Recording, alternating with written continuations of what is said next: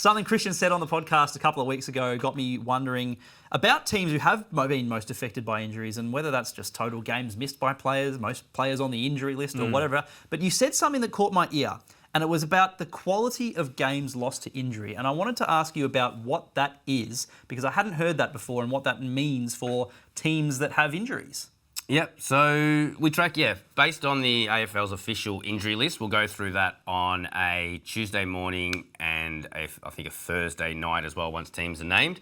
And we track all the injuries. So it all comes from AFL and publicly available data. So we're not too concerned about, we wouldn't put ourselves in a situation to say 70% injuries are knee injuries or 20% are lower, but we're not really worried about where the injury is to a player. We'll tag it if it's noted, but we just want to know who's missing because of injury and then who's missing because of suspension and other reasons. Right. So we do have a durability rating as well. That's the first thing we're trying to get is how... Does durability take into account suspensions? And So durability is how many games you missed from injury. Okay, right. So you've got an availability rating, might be 50%, but your durability might be 100%. Because the only reason you've missed games is for personal reasons or suspensions or for different reasons. So we start with, tracking every injury and just sort of going, okay, if you miss a game if Freo have 8 guys on their injury list this week, they're missing 8 games from injury this round. Yep.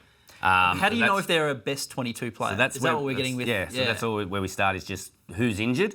But then we want to look at, okay, who's actually injured from your best 23? And there's a bit of a convoluted sort of formula to get there. But what we use is, with the AFL rating points, we use your rolling 40-week average. So it looks at your last 40 games and gives a little bit more weighting to your more recent games and judges you and basically ranks you in your team and says, okay, you're a key forward and you're averaging 15.1 in the last 40 weeks. You're the number one key forward. And the second best key forward is averaging 10. Yep. So he's the second best key forward.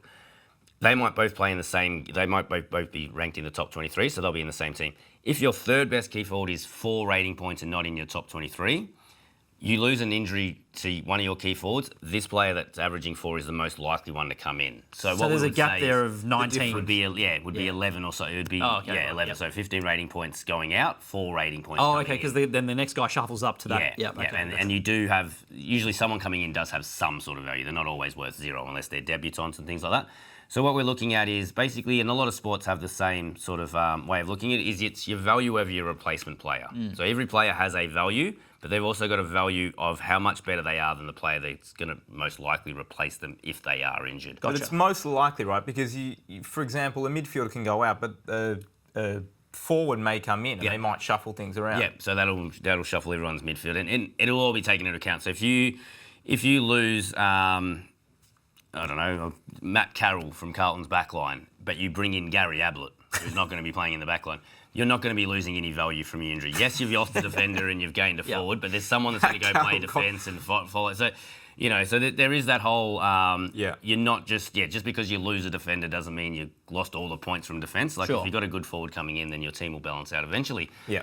So... As I said, we can look at the interesting thing of this year's injury ladder. It's a great way to sort of show it. Is Geelong have missed the most games from injury this year, so 152 games of injury. Did that surprise? They've missed. Did that surprise you? Yeah, a little bit in terms of being number one. It surprises me a lot. So, and that's pretty clear number one too. Yeah, and you look at a competition average, 62% of your injuries usually happen to best 23 players. So 62% of your injuries are going to cost you something on your next match. For Geelong this year, it's been 39% of their injuries have actually had a cost. As in the players injured are not have actually less consequential than, say, losing Gary.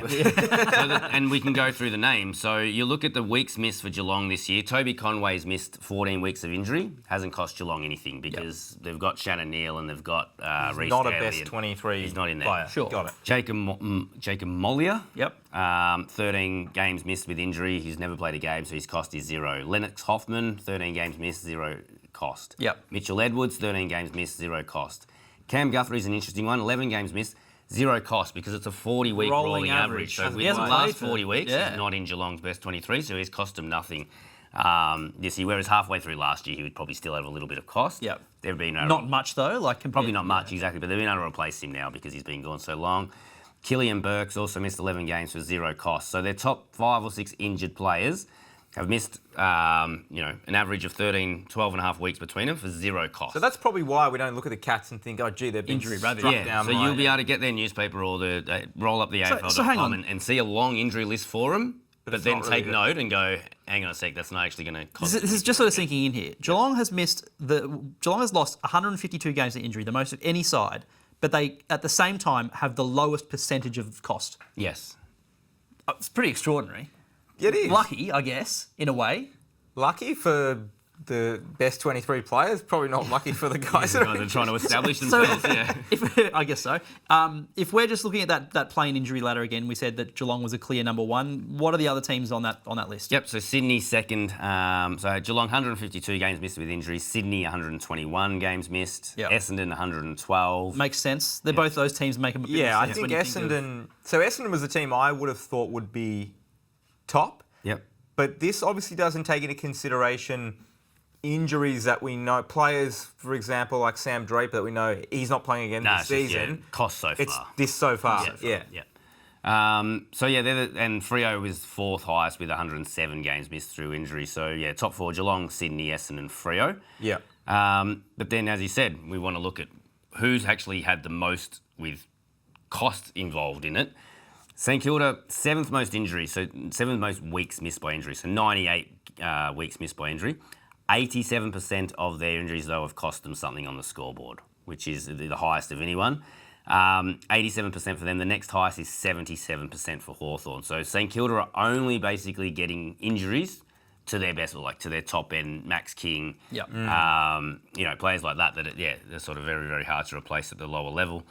Hawthorn is an interesting one because they are bottom four for games lost, but they are second for the cost of... So luckily for them, quick read on this is luckily they're pretty fit. They've only missed 69 games of injury, but unfortunately their injuries have come to Will Day, to some of their more key... Lewis. Their higher rated players. So...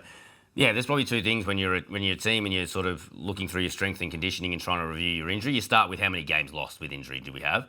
But then the second one is, okay, if we're losing guys like Geelong, if they lost a lot of guys they're just in their first year in the system, that could come down to just, their body in their final year of under-18s and things like that. It won't always be your fault as a club.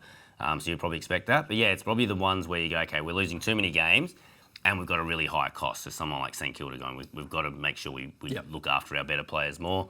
So we can sort of turn what we turn in terms of cost. So as I said, 87% of St Kilda's injuries have cost them something.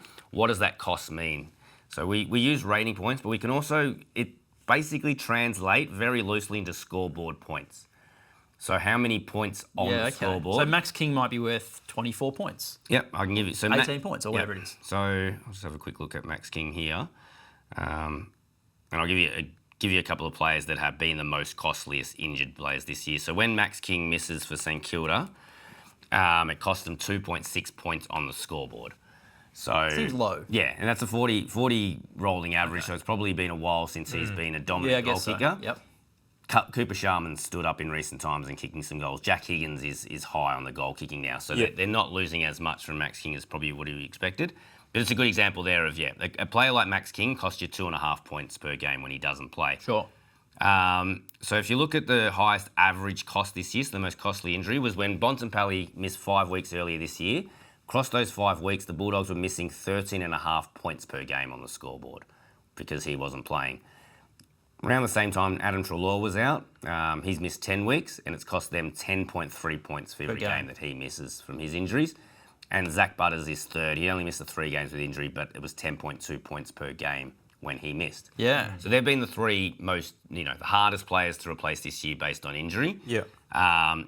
Per game. So that's per game, but there are players who have been out. I mean, you talked about Treloar being out for 10 weeks, but there are players, crucial players that have missed, most or if not all of the season so far for a couple of teams. Are there some names that come up as the most costly injuries total for this season? Yeah, so I think the most costly injury, once people remember it and will be quite obvious, is Errol Goulden for Sydney. Yet to play this year. A chance maybe to come back in the next couple of rounds.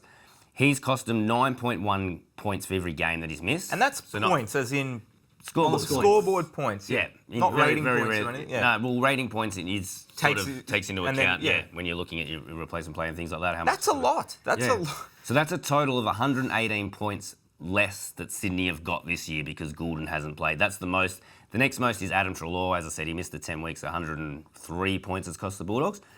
Third is probably another interesting one, a bit of a forgotten player, still using the rolling 40-game averages. Elliot Yeo is still costing West Coast Had a good season last year. 6 points per game when he doesn't 14. play. So that makes sense. Yeah, so 87 points in total he's cost the team a missing, and then the fourth most is Dion Prestia, 76. But the interesting one is Errol Goulden, 118 points the Swans have lost this year. When you rank everyone, and it's a bit...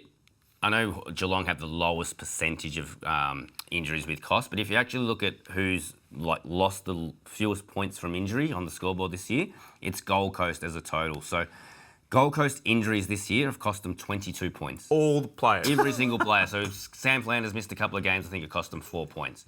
Charlie Ballard's only costing him about, I think it was less than half a point. Oh, so is it weighted against defenders? Not really. It's just that Charlie Ballard being replaced by Mac Andrews. Launching and Mac Andrews chains or probably, whatever. yeah, but Mac Andrews probably his replacement But player. shouldn't Mac Andrews you're not be losing. in their best team? Well, if he was, then whoever else has come into, I can't think of who else has come into the Gold Coast, but whoever's replaced Charlie Ballard is obviously enough of a replacement player that, hasn't cost him as much as. So one bloke has cost the Swans 118 points or whatever. 118 points, from and the Goulden, Suns have lost 22 and points. just 22 total. from the whole team from Gold Coast. Fascinating It show stuff. you that not every injury is created equal.